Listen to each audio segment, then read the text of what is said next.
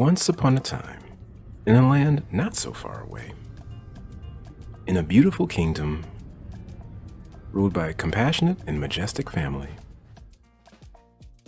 And in that family was a little prince, and his name was Little Prince Panther.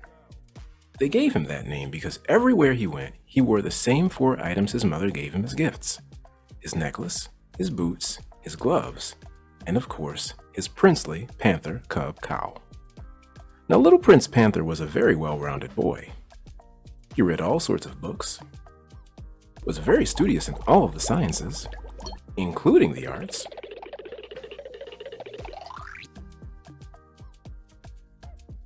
He had many friends.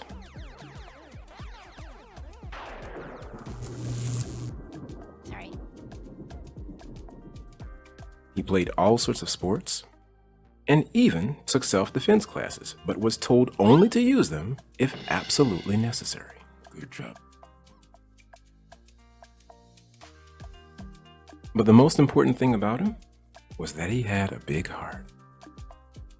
Now, his friends lived just outside of the city, and over the sea, and in the little town of Old Wound's Harbor, named after its founder, Edwin Oldwound, the famous tonic water tycoon and infamous alternate factorian.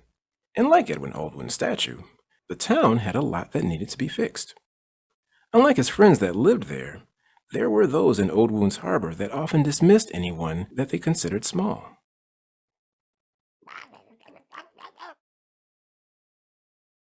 But this land still had a great deal of potential and a great deal of good people.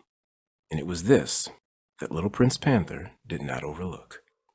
Now every day, as Little Prince Panther would go out and into this land, his mother the Queen would talk to him and tell him what she would often tell him every day as he entered this place. Be careful, my son. Though you are a prince, others will treat you differently. Don't get into any arguments, even if you are right. Use your strength to walk away knowing who you are. You are beautiful. You are capable. You are lovable. You are worthy.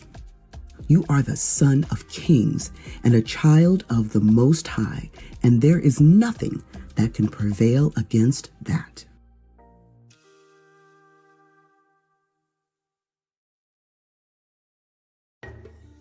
So Little Prince Panther set out the same route he took every day to the city.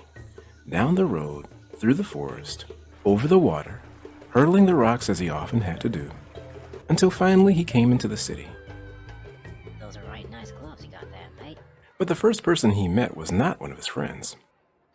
It was a little boy, Ulysses Timmy Claude. Now Claude had a habit of talking over people, and with his own personal handheld amplifier, he always had the loudest voice in the room.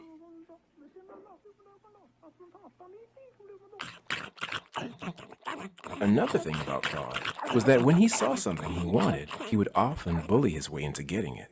So when Claude saw Little Prince Panther in his nice new gloves, he said, Those are nice red gloves you got there, mate. to which Little Prince Panther replied with a thank you, telling him that they were a gift from his mother, the Queen. But Claude, with a grin, said, Those gloves might look even better on me. to which Little Prince Panther said to him, As for your belief, I cannot change, but these are and always will be my gloves. At that, Claude said, Look, mate, you want to give me those gloves, or you want to fight? Now, even though Little Prince Panther wanted to fight to keep those gloves, he remembered what his mother, the Queen, told him about walking away. So before Claude could yell and scream to the grown-ups, the young Prince Panther disappointedly took off his gloves, leaving the little prince to go home without them. Now, the very next day, Little Prince Panther, not one to let one moment spoil another day, set off for the city to see his friends. Down the road, through the forest, hurtling over the rocks as he often had to do, until he came into the city. But this time, he came across a little girl at the playground, and her name was Misty Ghostal. Now, Misty loved new clothes and everything shiny, and she often had a habit of lying on someone's character to get anything she wanted. And such was the case when she saw Little Prince Panther's shiny necklace. Like, nice necklace. Misty said with a sneer. Thank you, was Little Prince Panther's reply. Let me try it on. It's way more suited for me anyway. But again, little Prince Panther said, "As for your belief, he cannot change. But this is, and always will be, his necklace." But Misty Ghostal told him that if he didn't give it to her, she would yell to the grown-ups that he stole the necklace from her, getting him into trouble. So, little Prince Panther regrettably gave her his necklace, leaving the little prince to go home without it. Now the next day was the same thing, but this time the young prince was heated, and it wasn't long before he came across another rival, and that was Barry Mimo. Now Mimo was quite used to getting his way, and getting attention in any way necessary.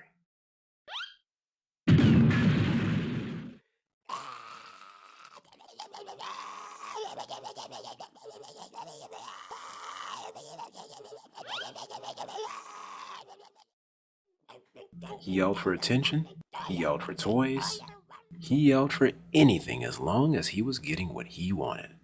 Now Mimo loved new shoes, and though his boots were only a few weeks old, he noticed they were not as shiny as little Prince Panther's. So when Mimo saw those boots, he would make sure in getting them, even if it meant lying. Where did you get those boots? Grumbled Mimo. Now little Prince Panther had enough, but before he even began to argue, Mimo screamed and cried for the grown-ups. He won't give me my boots! Prince Panther couldn't believe it. As he saw the grown-ups coming to rush to Mimo's cries, the little prince hurriedly gave him the boots.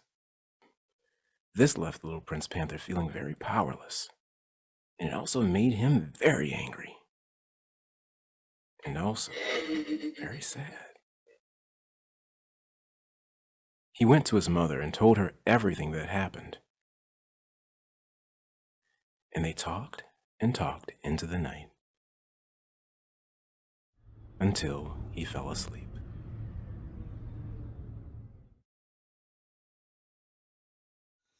The next day he returned to the city, and he went the same route as he always had, down the road, through the forest, over the water, hurdling the rocks as he often had to do, until he came to the city, and it wasn't long before he not only came across not one, not two, but all three standing there waiting.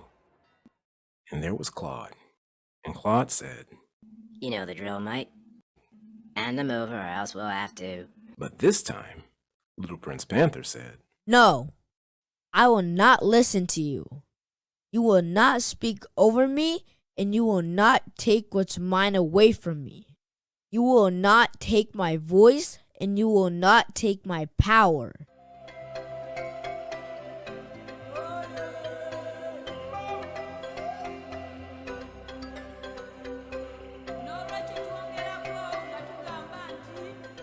I am beautiful.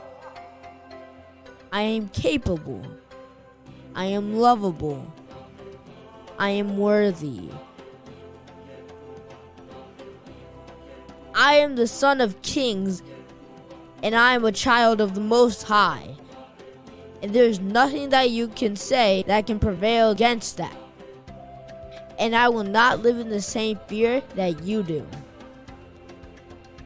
and with that, he walked past them with his head held high, the prince who would be king. But he paused, turned to them, and said, And if you let go of your fear, you can stand with me instead of against me. His words left them feeling very sad and very small. They thought about them for a very long time. Then they turned, scratched the back of their heads, and crept behind the prince.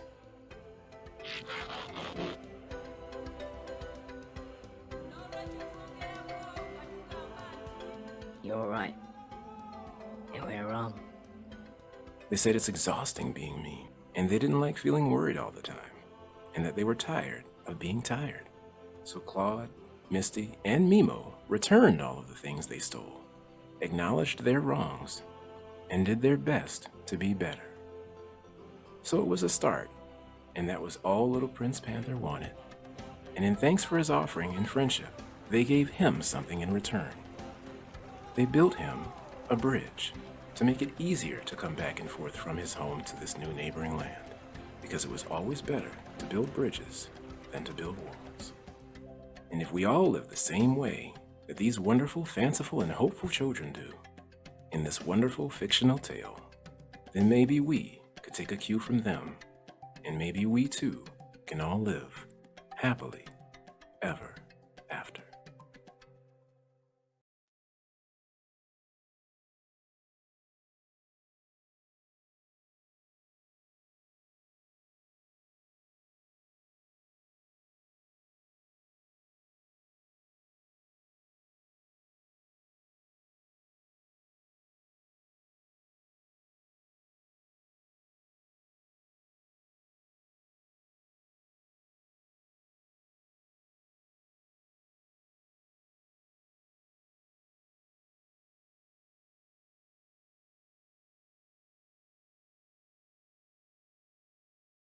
Hey fellow YouTubers, if you like what you see, please hit like and subscribe. And if you want to see more, just click on the button where you can donate and be a paying contributor, where you can see more things like read-alouds, drawing tutorials, virtual field trips, cartoons, and more. See more at StoryJ Storytime, and I'll see you next time.